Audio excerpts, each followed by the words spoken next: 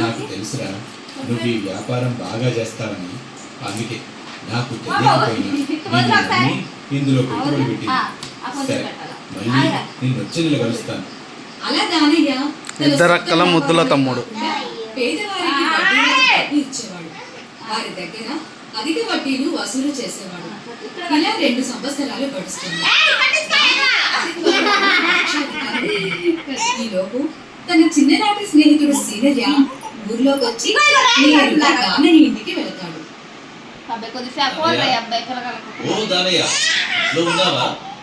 చింతల్లి కూర్చో అమ్మ కింద.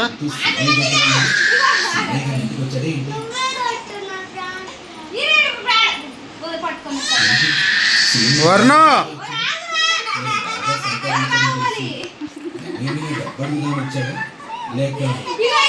వర్ణ బాబు నువ్వు కడుతున్నావేందే?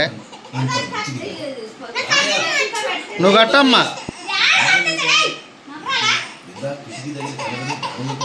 రాగి వర్ణ నువ్వు పట్టుకో, వాడు చేయి పట్టుకో, వాడిని ఒళ్ళో పెట్టుకో. అక్కడ ఏం కింద తగలదులే కానీ.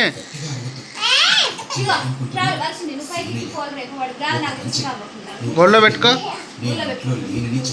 వరుణ. అదేంటి సీనయ్య అంటే నీ చిన్ననాటి స్నేహితుడు కదా, ఇంటి దాకా వస్తే కలవలంటున్నారేంటి? లేరండి, బయటికి వెళ్ళారు. ఏ సమయంలో వస్తారో కూడా తెలియదు. సరేనమ్మా, దానయ్య వస్తే నీ చిన్ననాటి స్నేహితుడు సీనయ్య వచ్చి వెళ్ళాడని చెప్పు. అలా సీనయ్య అక్కడి నుండి వచ్చేస్తూ ఇలా అనుకున్నాడు.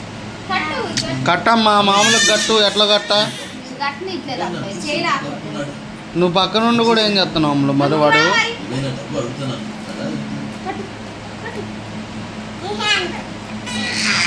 ఏ వర్ణ అక్క రాఖీ కడుతుందిరా.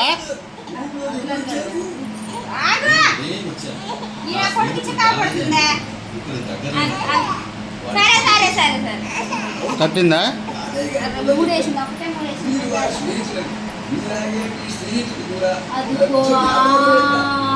ఊళ్ళో ఉన్న వ్యాపారులే కాకుండా పక్క ఊళ్ళో జ్యోతిషాలు కూడా నిర్వహిస్తున్నారు.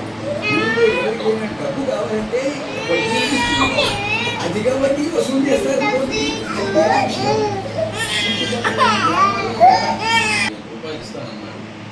ఇచ్చాడా? 20,000 దానయ్య గారు విడమా. అసలు పెళ్లి కూడా వెచ్చబెట్టలేదు. కట్టే, నువ్వు కట్టే అమ్మ. వాడంతా చేస్తలే, నువ్వు కట్టు.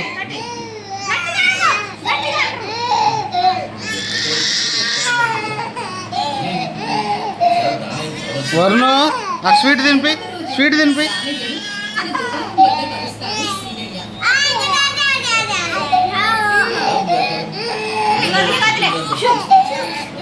స్వీట్ తినిపి, స్వీట్ తినిపోయింది అక్కలు ఇద్దరు.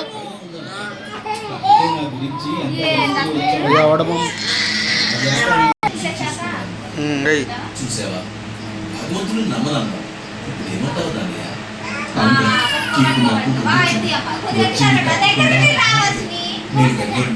ఆ దేవాలయాన్ని కొనసాగేలా మీరు చూసుకుంటారు. స్వీట్ పెట్టండి.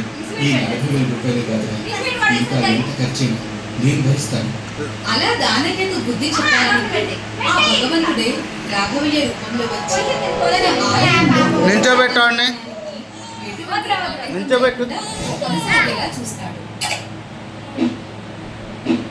నువ్వు అట్లా పెడితే ఏం కనిపిస్తుంది అమ్ములు?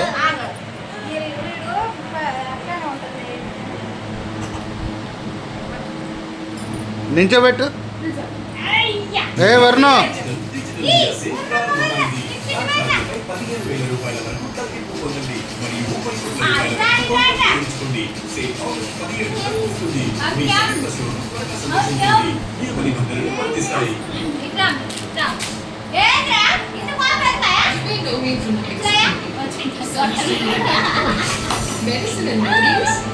బాయ్ చెప్పండి.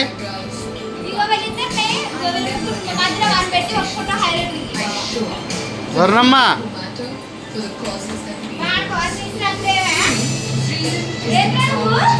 చెప్పు.